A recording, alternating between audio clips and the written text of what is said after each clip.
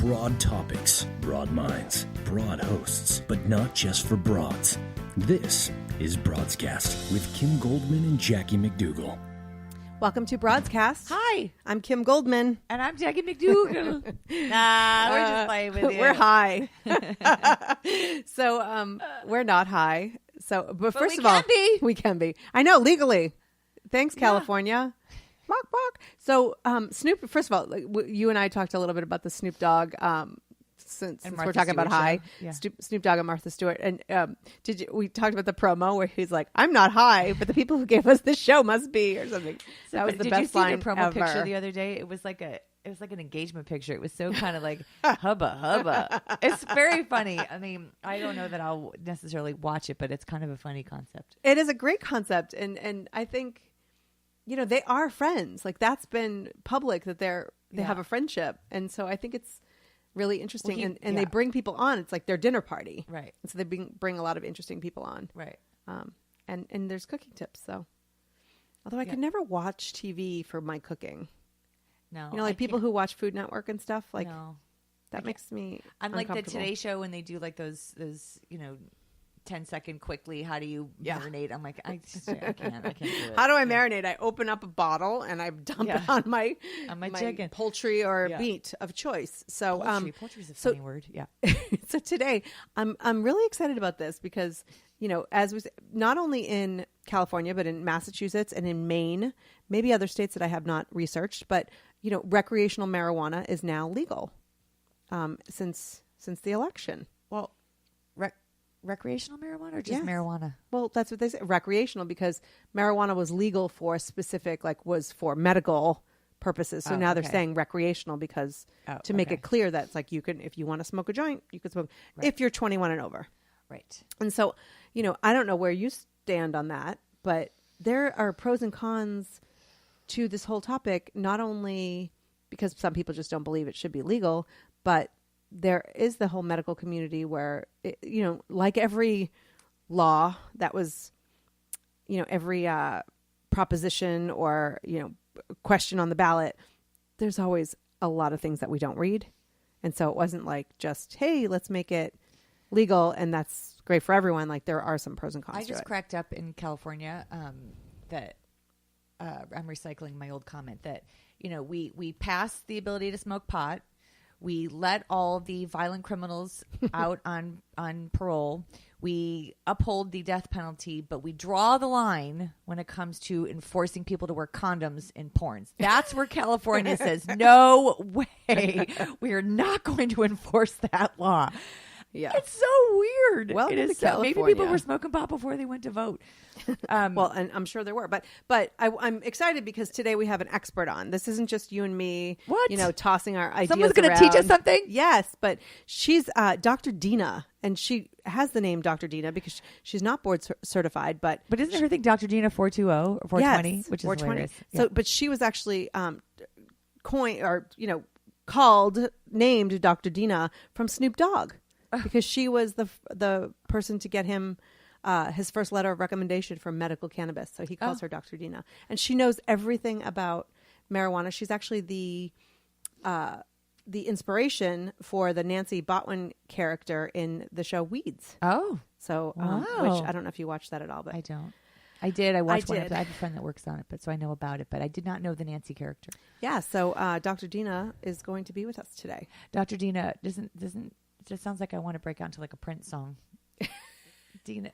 Oh, it's Dirty Diana. That's what I'm thinking. Sorry, Dina. In my head, I was like, I feel this sounds familiar. All right, then, Kim. Maybe you have been partaking. So I don't even know yet what the law says as far as when people can start. But I joked on... It's 2018. 2018? I thought that's what it was, 2018. That doesn't make sense. It's a whole year away. Well, they still have a lot of work to put into place to make sure that it's a viable law and that they know how they're going to regulate it and standardize it. But I'm sure that they're not going to be necessarily arresting anybody in the meantime. But I don't know. Maybe she can. Yeah, it's 2018 though. So. But it's funny because I'm not saying that I've never tried it in my life, but you just didn't inhale. I totally inhaled. But for me, I don't know really like how to do it. I don't know what the benefits are. I don't know. So, okay, so I'm going to break it down. If somebody weren't a drinker, they're not going to go and drink 3 glasses of wine.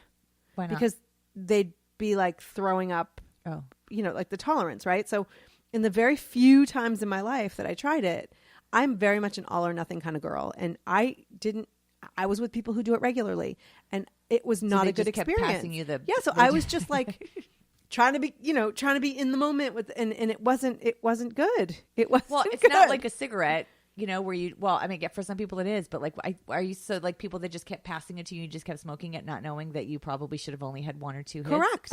Yeah. So at one point, you must have been a fun date. At one point, I think I may have said, can we call an ambulance? So yeah. Anyway, without further ado, Dr. Dina is with us now. Hello. Hi, welcome Dr. to the show. Dina. Thank you. How are you all doing today? Great. We are so excited to have you. Oh, thank you. It's exciting to be on. Yeah, Jackie was just revealing that she smoked a lot of pot when she was younger because she didn't know she wasn't supposed to smoke that much. I'm just kidding. No, she was just saying that when she was younger, she smoked it a couple times and didn't know she only needed to take 1 or 2 hits, and so she just kept smoking it, and she needed to call an ambulance. So yeah, that's what you came into. To give you a little backstory, we just had set you up in your bio as far as you're Dr. Dina because Snoop Dogg gave you that name. Yes. Right, of course. I did not go to medical school, so I'm not a real doctor. and you accidentally kind of fell into this whole world. It is so funny too because I never thought in a million years, if you looked at me 20 years ago and said, do you think you're going to be in the marijuana business? I would have just laughed at you. Like, what kind of business are you talking about? This would never happen. And here I am stuck in the middle of it for almost 15 years now.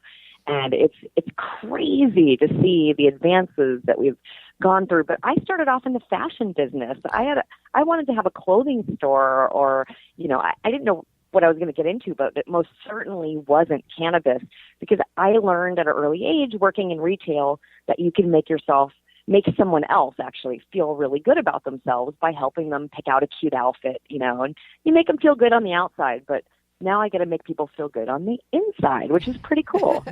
So how did this all come to be? I was reading in your bio that you had a friend with cancer. Yeah, it was very interesting. I was going through a really rough time in a relationship, and I was kind of in the middle of a breakup with my ex-fiance, and I was home one day because he didn't want me to work anymore, so he had made me close down my showroom in the California Mart where I repped all these different clothing lines. And I was sitting at home, bored out of my mind in this like Nick mansion in Calabasas, and the phone rings. And it was a friend of ours who my ex had gone to school with since he was really young, who said, I have good news and bad news. The good news is I met this amazing woman, and we fell in love, and she's not from the U.S., and she was going to have to, go home. So I didn't want her to leave, so I married her. And, I'm so happy. I want you to meet her. And I said, that's wonderful. Well, what's the bad news? Well, the bad news is I went to go get life insurance for my wife, to take care of her. I want to always make sure she's taken care of. He was madly in love with her. And he said when they did the physical, they found something, and they sent me in for testing, and it turns out that I have stage 4 cancer. I have testicular cancer that actually formed in my stomach. And I didn't understand what he meant, but it turns out, I guess, when he was still in his mother's womb, part of his testicles didn't drop all the way, and it stayed in his stomach, and it created a tumor, which was the size of a watermelon at this point. Wow. And it had pushed out of his stomach, and it was spreading, and it was just a bad, bad scene. And he had already started chemo by that point. And the reason why he was really calling was not so much to tell me the good news that he fell in love and got married, but it was, I'm dying. The chemo is so hard that I can't keep it down, because he was taking pills. And he knew that every time, he didn't have health insurance. He lost his health insurance because he lost his job. When he had found out he was sick, they fired him. And so here he is with no health insurance, trying to go through chemo. Every time he takes a pill, he throws up. And every time he throws up, he looks in the toilet and he goes, there's $389. And he keeps adding it up, going, every day I'm throwing up, $1,800 worth of medicine, and I'm going to go broke, and I'm going to die, and I'll leave my wife broke and destitute. This is not what I want for her. And so he was calling me because he knew that my ex at the time was a gun collector, and he wanted to know if he could borrow a pistol so he could kill himself. Oh my gosh. Now, that was like, I've never had a phone call like that in my life, and I was so upset. And I tried to, talk some sense into him. You have a chance. You could fight this. He goes, Dina, I'm not going to fight this. I just want to leave the $50,000 I have in my bank account to my wife. It'll be enough to bury me, and she'll have something left over. She could start over again. Wow. And so I drove to his house. Actually, before I drove to his house, I stopped at a friend's house, and I said, I need you to roll up a joint for me. My friend's really sick, and I saw on TV that marijuana helps people that are sick. And so my friend rolled up a joint, charged me $20. I drove down to my other friend's house, and I got over there. I said, listen, I have a joint for you. Now, his wife saw that, and she's from Sweden, so she was very, very scared because they have very, very strong drug policy out there, anti-cannabis. And so she left the house, got in the car, drove down the street where she waited. She was afraid of being deported. I thought you were thinking something bad was going to happen, that like in the house with the light. She was she was really scared that like the neighbors were going to smell, the cops were going to show up, she was going to get deported. I mean, these are fears that people have, and this was, about 15 years ago. Mm-hmm. Times were different, and so I remember the visual of him sitting at his kitchen table, and he had already lost all his hair, and he was vomiting into a giant, like 5-quart pot because they didn't have anything else for him to throw up in. And he had this towel over his head, like a cool towel, just to cool him down because he was sweating profusely.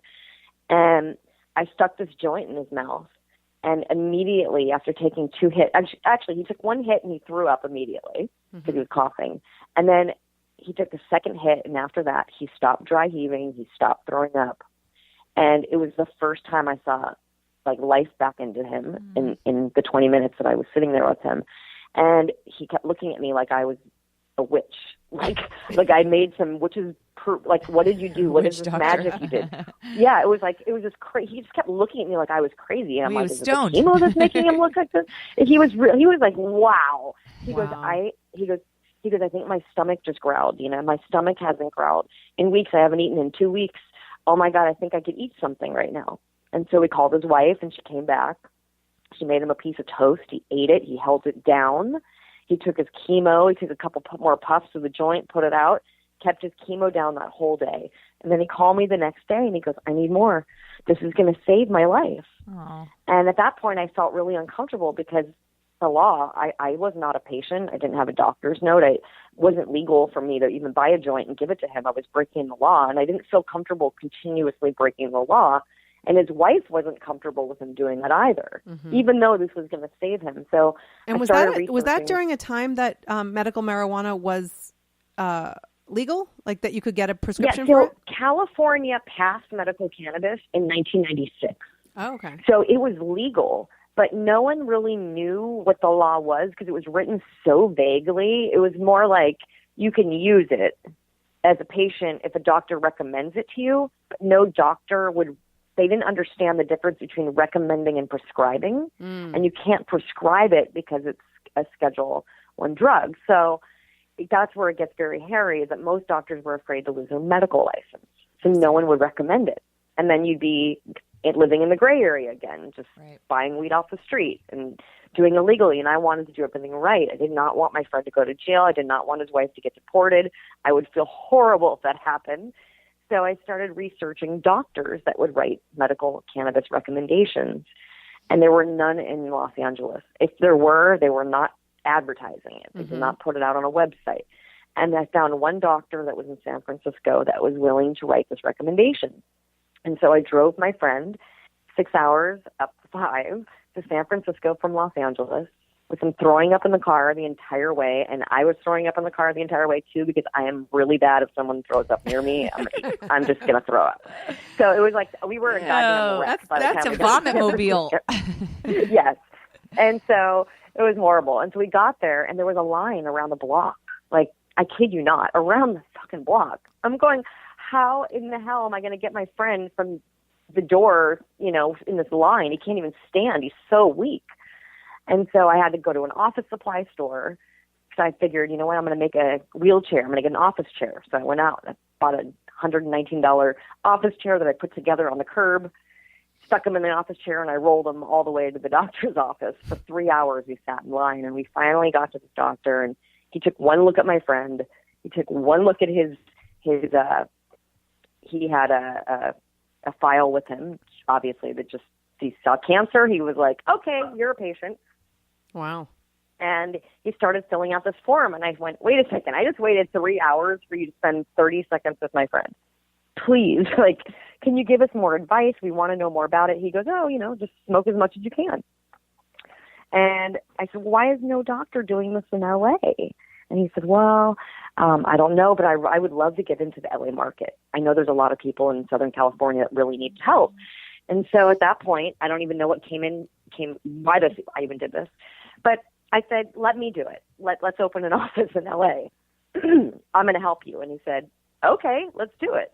Now, at this point, I had just left my ex-fiance. I had no money. I had no job. I didn't know what the hell I was thinking. You spent your last $119 on a chair. Right. Well, no, I returned the chair right after the doctor. Atta girl. Come on now. And so kept that receipt. So as soon as, I didn't know what to do. I didn't have money for a doctor's office. What am I going to do? The doctor said, just get an office and I'll show up. And so I told people, I gave the address out to the Ramada Hotel in West Hollywood, and everyone would just show up to the lobby of the hotel, and I just set up office in this lobby. And the doctor was like, you're crazy, but okay. And finally the hotel came up to me, and the manager said, I know what I see what you're up to. I'm on to you. You're running a business in my lobby, but we're making so much money when you're here between valet parking and the bar that you could stay, and we'll just give you the conference room. And so, wow. Yeah, I know. Thanks, Ramada. Money talk, right? And so, Maybe yeah, Ramada so wants to become a sponsor of our show. And then we outgrew that very quickly, and we expanded and opened up a doctor's office. But the one question everyone would always ask us when they would leave our office is, where do we get our medicine? And that became a really complicated issue, because I don't really feel comfortable sending, my friend's grandma who just came in and got her doctor's note to the park and stay on the corner until you see some shady looking person and ask them if they got some weed. Right. That's not what I wanted. So I went to the city of West Hollywood and I said, I want to help people who are sick. And they said, well, someone else tried to do this in the past, and the feds came and the feds raided them. In fact, the city actually gave them a building. The city of West Hollywood gave this dispensary, they bought a building for a dispensary and said, here. And the feds took the building from the city. And so the city had a very bad taste in the mouth over this, because they lost over $1 million in this building. And not to mention, what a cool city that they actually bought a building for a dispensary. But at that point, I realized, okay, I picked the right city, because if they actually bought a building for a dispensary, they're going to let me operate and not buy me a building. I don't want a building. Who's going to lease space? Right. And so we sat down with the city. We wrote regulations of how to do this right, because I was very adamant that I can't be breaking the law. I'm a good girl. I'm not from this gray world of drug dealing and growing pot. That's not what my mother's mother did not do this, So, and when I meet people in the industry, it's always they're third generation farmers, they're fourth generation farmers. I'm a first generation into this industry. And so with that said, we opened up our dispensary. We've been open for 14 years, and we've been helping people for a very, very long time. And it's really, really special to see the change in times between, I used to have to lie to people about what I did for a living, and now it's the cool thing to do. Right. So you were working with doctors to get those letters of recommendation, and you were supplying the product to these patients. Correct. Once I opened up the dispensaries, I stopped working in the doctor's office, because that's kind of a conflict of interest. But we do have relationships with those doctors still. Okay, so you'd recommend, which doctor and all that. So not which doctor. Yeah, but we have which. a lot of doctors we work with. Exactly. Not a witch doctor, but yeah. So we how have did some fabulous doctors. So how did you go from? I think the location alone, you could obviously catch the attention of celebrities and politicians and such. But when was it that you felt like, whoa, this is huge? Well, see, there's a funny story. I went to high school with really interesting people, and their parents are very interesting people as well, a lot of celebrities, which to me, I didn't really care if your dad was Sylvester Stallone or if you were on Who's the Boss TV show. Like, we didn't care. It was like, you're normal, just like all of us. Like, so what? Your dad's in spelling. That just means that you have a pastry room in your house, and there's always really cool pies. Oh, and a Christmas gift wrapping room, right? Didn't they have a wrapping room? Yeah, we had a wrapping room. There was a wrapping room. Yeah. So what is that? Not is that Beverly Hills mom High would School? walk around. No, but his mom, I never thought it was fancy. His mom would walk around with a clipboard noting, and she had like these little check mark boxes, and she would mark off like which room had like light bulbs that were out. Like, she was very organized. Like, it wasn't, everyone's parents were like doing their own thing. It wasn't special. But I was at my friend's house one day when I was 15 after school. My friend's dad was a criminal attorney, and he happened to be Snoop Dogg's attorney for his murder trial. And I didn't know who Snoop was at the time, but Snoop came out of the home office that his dad had in the garage, and he wanted to go and smoke. And I just thought they were going to go smoke a cigar or a cigarette. Mm-hmm. So we all took the whole group of guys out to the tennis courts. And behind the tennis courts, there was a spot where no one could see if you were smoking. And Snoop lit up a blunt. And I didn't realize what it was at first, but after like a few minutes of the smell and everybody giggling, I figured out what was going on there. I'm like, oh my God, they're doing drugs. Oh my God. And I started freaking out. And my friend looked at me and goes, oh no, Dina, do not tell. And mind you, my friend's mom was the coolest mom ever. And if I did tell her, she probably wouldn't care. She'd probably want to go out and smoke with them. But they were like, oh no, she's going to tell my mom. And so Snoop forced me to smoke a blunt with him when I was 15. My first time ever getting high. Wow. Was with Snoop Dogg? That's hilarious. I'm sorry, but every's first time getting high should be with Snoop Dogg. I agree. Well, my first time at a strip club was with Joe Rogan from News Radio. That's pretty funny. That's weird. Random. I know, but we were sharing our first time, so I thought maybe. So just for our listeners, so I'm sure because some people take things very literally, I'm sure Snoop Dogg didn't force you to smoke, correct? No, he said hit this and hit this now. That sounds like Snoop Dogg. And then he said, that's right, I put her in the mix. In fact, there is a Vice documentary that they did on me. If you go to vice.com and you search the real Nancy Botwin from Weeds, it pops up, and Snoop and I actually tell that story together on camera, that's which funny. is pretty epic. That's funny. And I loved Weeds. And I think obviously your story is quite different from hers, but at the same time, right.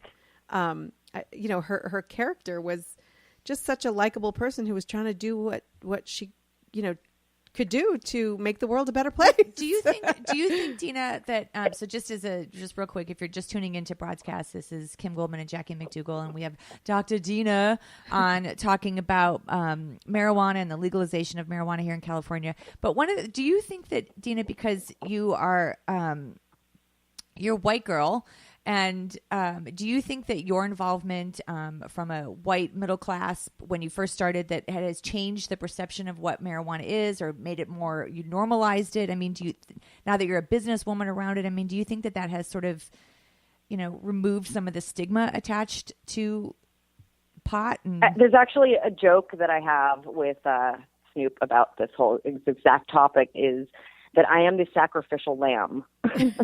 And that I will go out there and speak about it. Why? Because maybe I could convince a grandma that it's not so bad, where Snoop Dogg couldn't. Right. And so together we are a team, and it's just about getting the word out. And to me, it's not, I actually have more friends who are not white than I have white friends. And so when I look at the number of African Americans and Latinos who are currently incarcerated for drug crimes, it's actually more than there were slaves in the 1800s. And that's a terrifying rate. And I meet kids every single day who come up to me, and they start crying when I talk about spending time in jail, because they wanted to be a lawyer or a doctor. But you know what? They got caught selling some dope when they were a kid just to make some money, because they didn't have a job, because the jobs weren't available for them, because People didn't want to trust a young black kid in the neighborhood with a good job. And so he started slinging weed, and then he got caught. And now it's like his whole future is just ruined. And it's really sad. So we don't give people second chances like we should. Right. Well, let's talk about marijuana, like specifically. So what are some of the benefits to people listening and to me, who's like a newbie, a newbie with the doobie? A newbie with a doobie. You know, there's so many benefits. And what I think is fascinating is it's not your mama's weed. You know, it's not what grandma or dad was smoking. This is very, very intensely divided between categories of indica, hybrid, and sativa.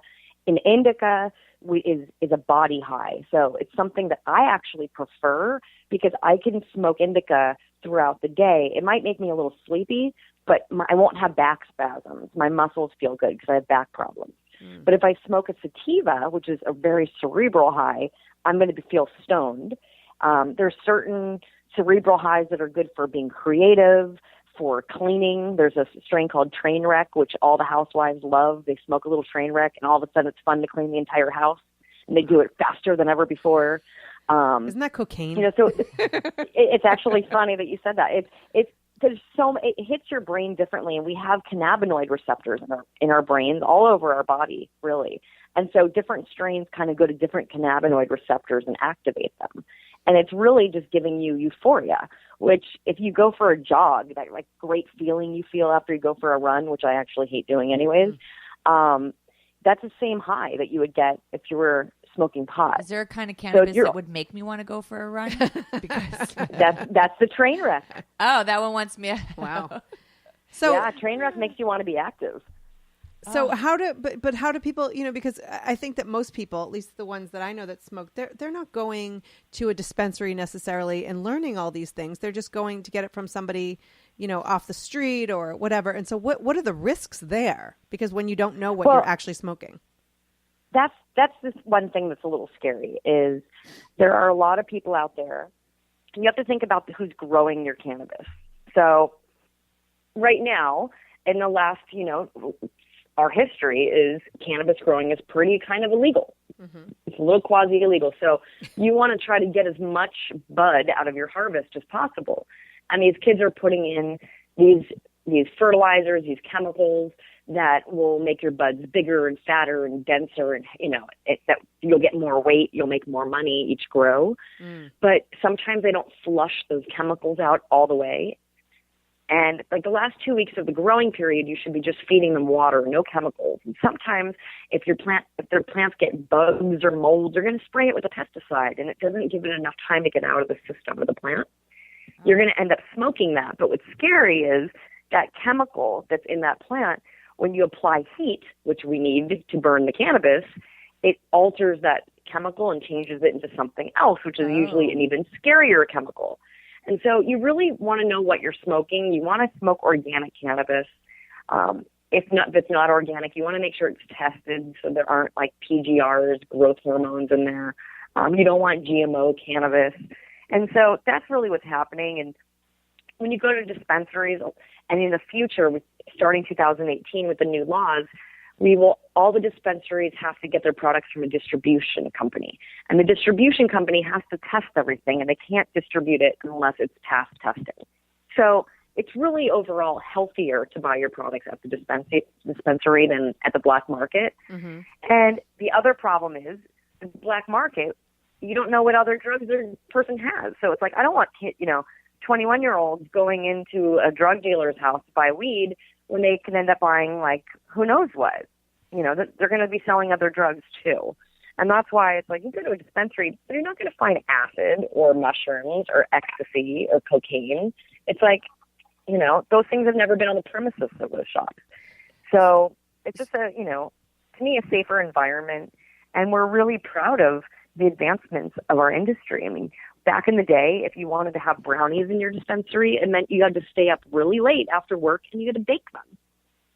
You know, you got to make your own butter. Mm-hmm. Nowadays, I can just call a phone number and, order off a menu. And there's thousands of these really nice businesses working out of professional kitchens, making really amazing products that are labeled properly and tested. And gummy really bears the and future. lollipops. And Oh yeah. Well, and what's Oh, the yeah. difference between smoking marijuana versus like putting it into some of these treats? well,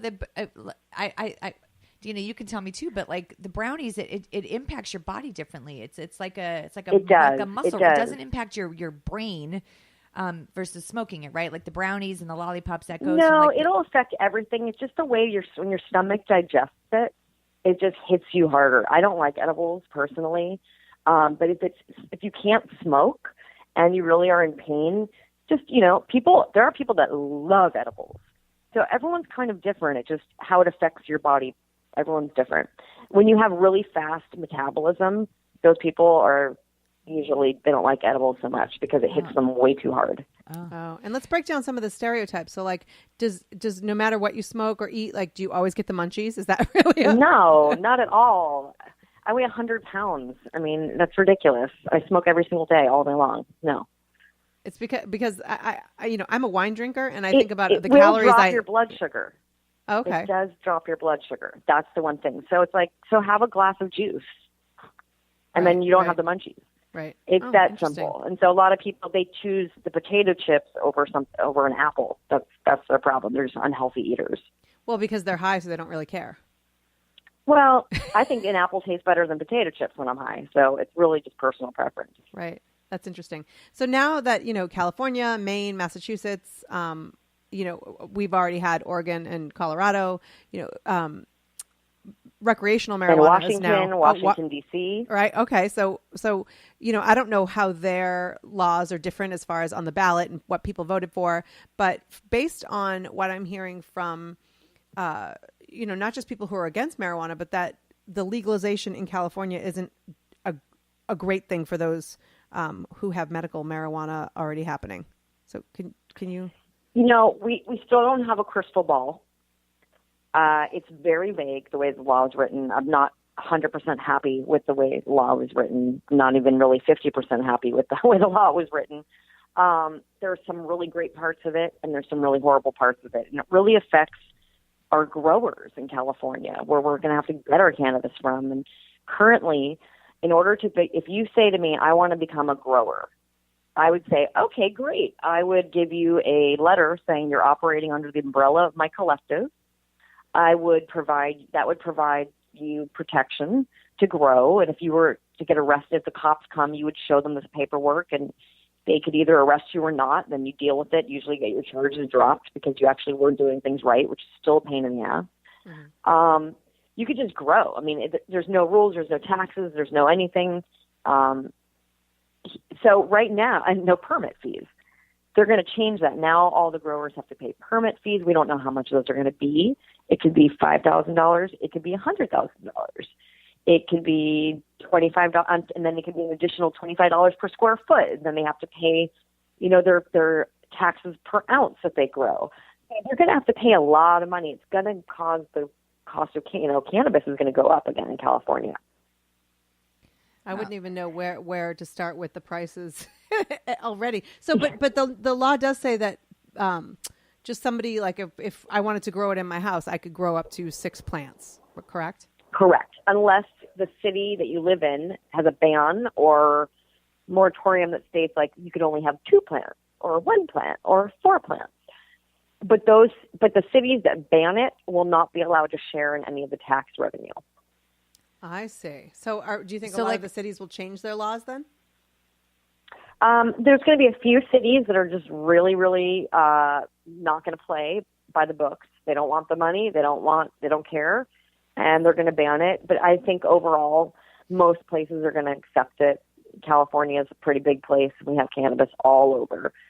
It's going to bring in a lot of money into California. And hopefully now, the problem I have is that a year ago, if I wanted to mobilize the industry to try to make it better and fix this law that was going to pass, I would go around and ask everybody to give me money so I could help lobby and make it change. Mm-hmm. Nobody has money. Nobody wants to give money. Everyone's broke. Everyone's just spending their money on nice tennis shoes and expensive bongs, and they're just not focused on where it needs to go. But now we're going to have more corporate structure coming in, and hopefully, and I'm not happy about that, but I'll take their money so that we can go and try to change the law.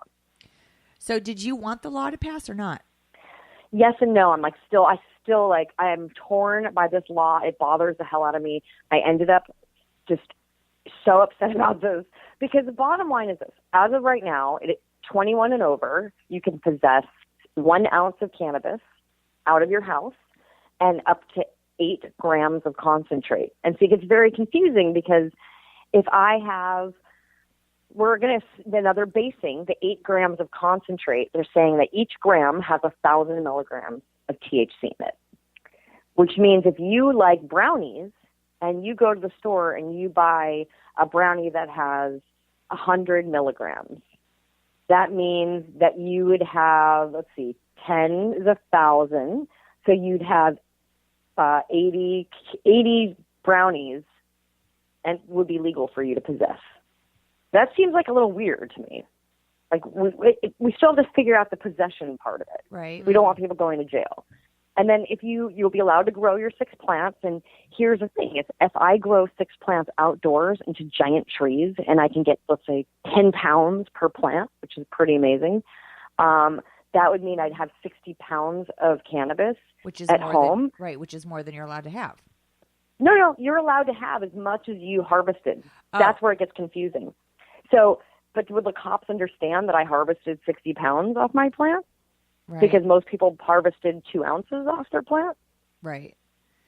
So it's and where does all the income go? I mean, I think that was one thing. I mean, I was, I'm 50-50. Like, I don't care if you smoke pot. Knock yourself out. Like, I don't have a problem with it. I don't really see the big deal. But I also work in an industry that we counsel teenagers and kids. And so one of my biggest feelings is I already have kids that are smoking pot. But now is this law going to increase and expedite the amount of kids that have access to it?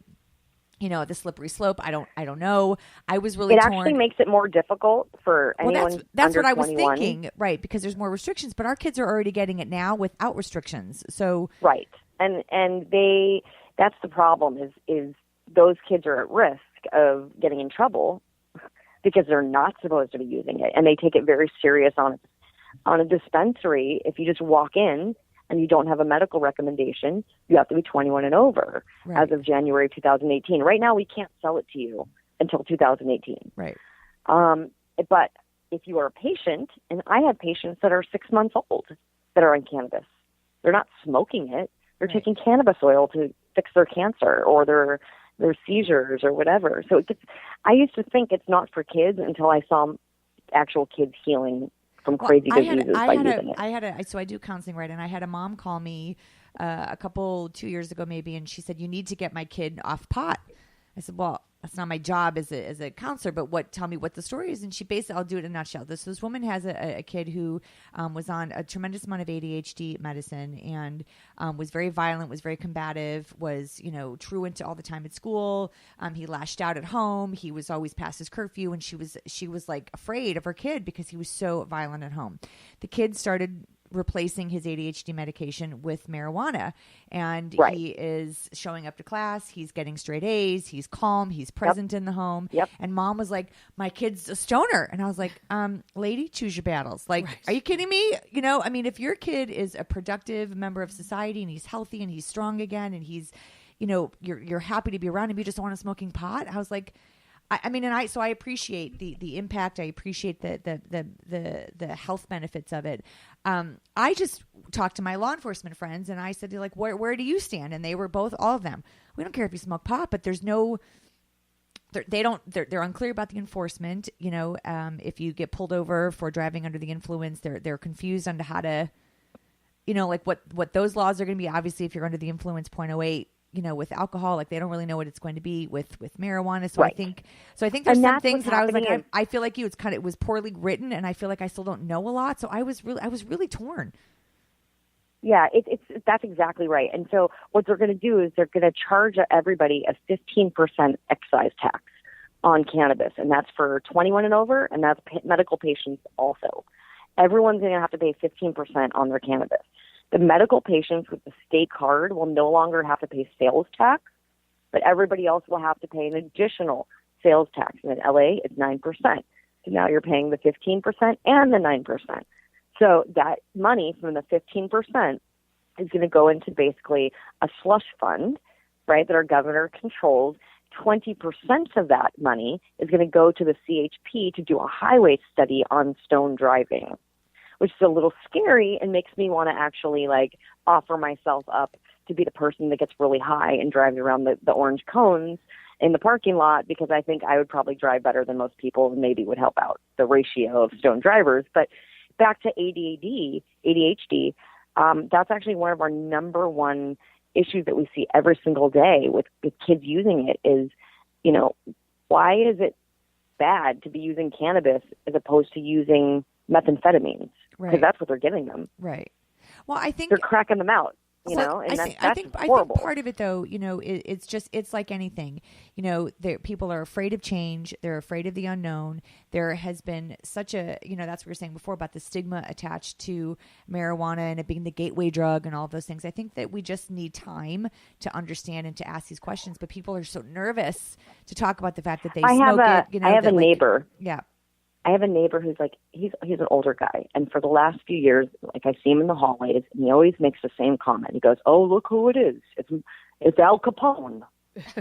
Okay, really? And I always go, Mother Teresa, right? And it's this love-hate relationship we have back and forth, and then of course, who does he call when he gets cancer?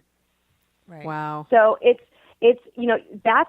until they need it, until they know someone who needs it. It's the same thing I said to the DEA when they came and they raided our shop. And they raided us more times than I have fingers. In this one location, we've been raided 3 times. Why? For no reason, just because we're open and they can come in and they can use us as a practice for all their agents, so they don't have to get shot in a crack house as their first raid. They can go into a dispensary where no one's going to hurt them. And then they can take all of our money and pocket it. They could take all of the weed and they could sell it back to us on the street. Nobody knows the difference because the DEA can actually keep 100% of whatever they take. It's the only federal agency that can do that. But why can they take it if you're allowed to do that? Exactly. Because federal law states otherwise. And they don't care about states' rights. So it's state law versus federal law. Federal law always wins, exactly. Correct? Okay.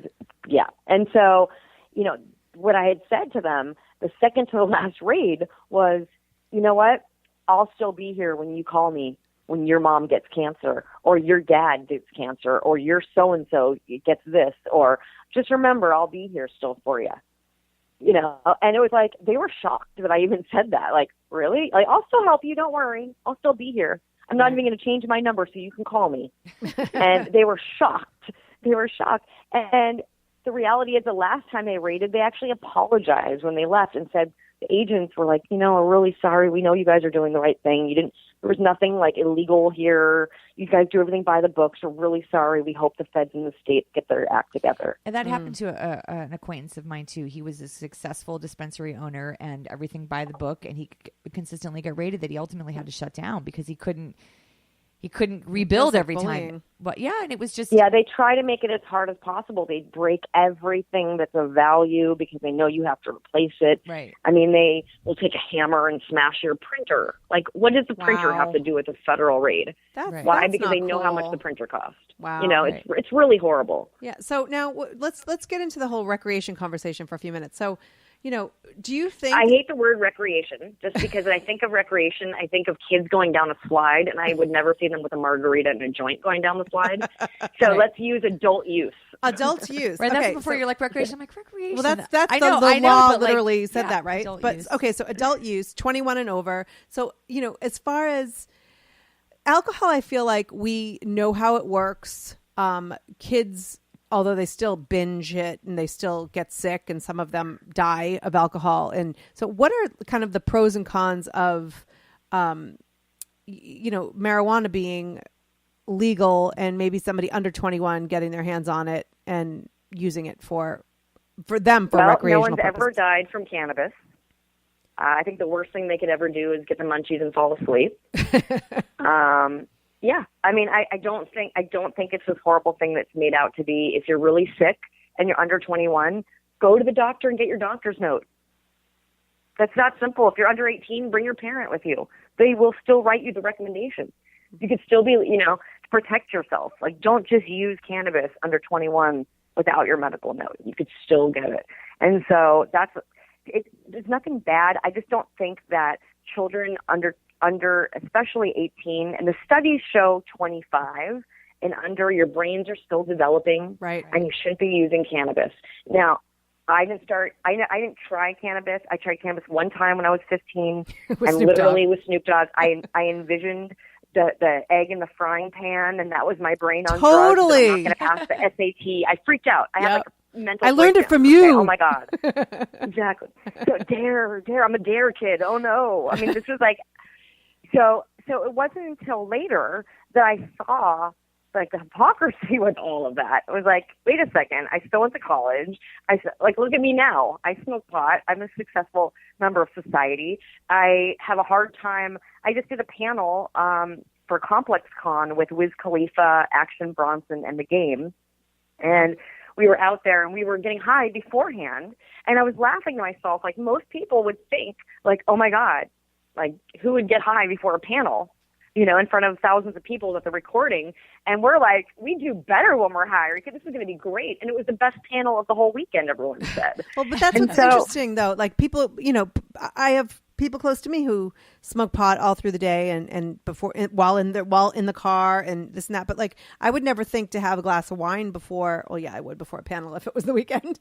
But you know, like going to work or whatever. But what's the difference between, you know, having a Well, I think all use is medicinal use personally, and that's where recreation and adult use, all that is just like whatever. It's all medicinal use to me, and to me, it's like you can heal so many different ways.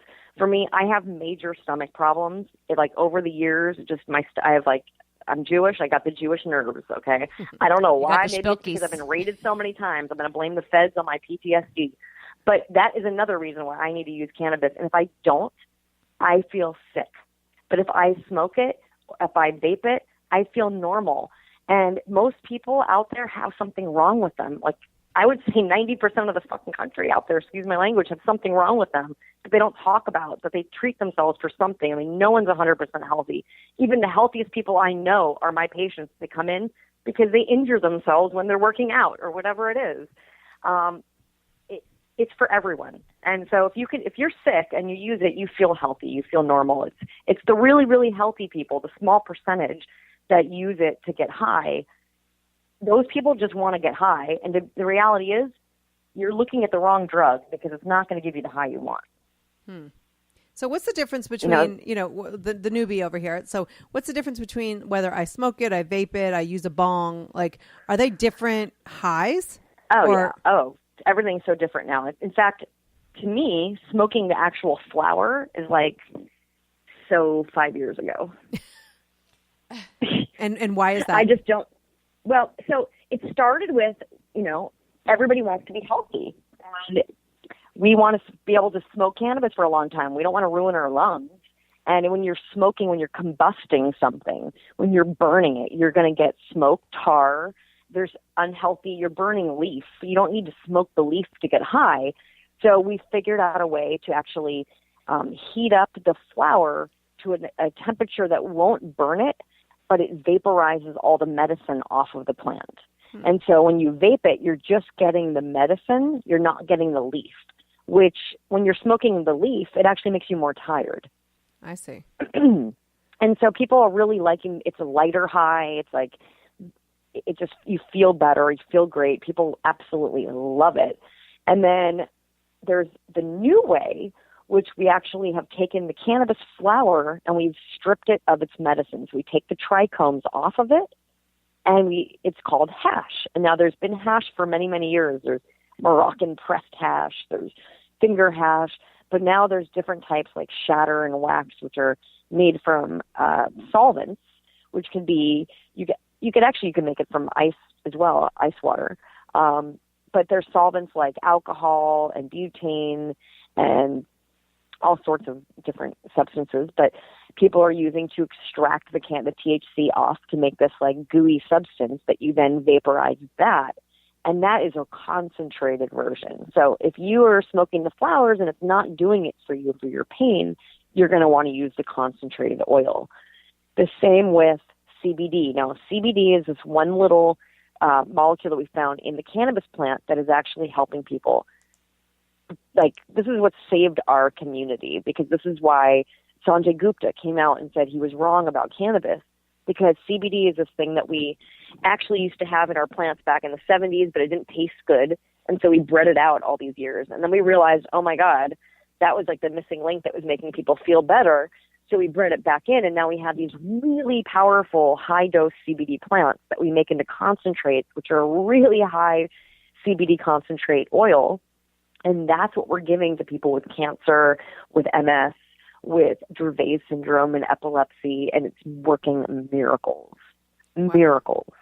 And they're not even getting high because the THC level is so low in those plants. Wow. So, Kim and I both live in the suburbs of LA, where, I don't want to make a blanket statement, but I think prescription drugs might be popular with some moms, because might be a lot of moms in the cul-de-sac, and the whether they're working, stay at home, it doesn't really matter. Like, I think a lot of people, like you were saying before, are turning to something to help, whether it's anxiety or depression or just whatever's going on in their lives. So, for these people and the new adult rules that they're allowed to smoke or have marijuana. So what would you say? Like, I started to tell the story before you came on, but years ago, I had friends who were constantly getting high, and they had a bong, and they're like, "Hey, come on," and they pass it around or whatever. And I'm kind of like an all or nothing kind of girl, so I just I was partaking with them in the way that they would. Now, that's like me having 3 glasses of wine and then bringing somebody who doesn't drink anything and expecting the same. So exactly. It did not turn out so well. I truly thought I was dying. That's not good. Yeah, but it was completely like there was no responsibility in my actions. I take full, but I also wish that my friends had said something like, "Hey, this would be like you doing 17 shots," So what would you say to somebody who, maybe they are doing the prescription drugs, maybe they are, on anti-anxieties or whatever it is, and they would like to try this instead? How does one go about doing that? Well, first of all, anytime you're taking a pharmaceutical pill, there's side effects, and we don't even really truly know all the side effects. And when you take, pain pills and Xanax, it really gets it. You start needing more and more and more, and it's bad for your organs, your liver, your kidney. And I, for one, have family members who have taken too many pills in their lives and have actually had to have surgery on their stomachs, and lost their colon because of it. So I know what happens when you abuse prescription pills. And to me, if you could replace it with a natural plant that makes you feel as good or better than your prescription pills do, why aren't you doing it? Call your doctor. Go get it. And really, the reality is, as of January 2018, you won't need to call your doctor anymore. You'll just be able to walk into a dispensary, but you should try it. And there's different strains. You really want to talk to the bud tenders. Tell them what's going on. Did you just call them bud tenders? That's the best word I've heard this entire gosh. Is that really what they're called? Yeah, well, I sometimes call them potologists, not to be confused with proctologists. Oh my gosh. But I think they like bud tenders better. Yeah, that's awesome. That's fun. Sorry. So we only have a minute left. I can't believe. I feel like I've learned so much, and it's amazing that in 2018 that people can go but in the meantime, there are doctors out there that if somebody feels like they're, they'd like to get off prescription meds and try this avenue, like, can you just go to your general practitioner, or you think they just go to Dr. Dina?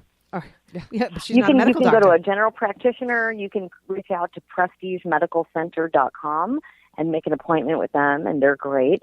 It's really quite simple. There's doctors' offices all over. You can Google it nowadays. They're available and they're ready, and there's dispensaries everywhere. Why not try it? It's better for you over a long period of time, and it doesn't work for everyone. But if it works for you, great. If it doesn't, find something else. Right. Well, thank you, Dr. Dina. You are amazing. Thank and you we for really spending appreciate so much time with us. Thank your you time for having me. So the newbie with the doobie, that's what I'll be in 2018. Thanks so much. Have a we'll great day. We'll have to do a live broadcast from the show. Exactly. Yeah. There you go. Let's do it. Teach us. January. Thanks so much. All right. All right. Take care. Take care. Bye-bye. I feel like I learned a lot because I think that the stereotype and the stigma is it's I out think there. it's becoming less and less in the last couple years. So Yeah. I think this was a good introduction and a good time to educate ourselves. That's what we talk about: educate. Yep. So And thanks smoke so much out. for listening, and we'll catch you next time. Broad topics, broad minds, broad hosts, but not just for broads. This is Broadscast with Kim Goldman and Jackie McDougall.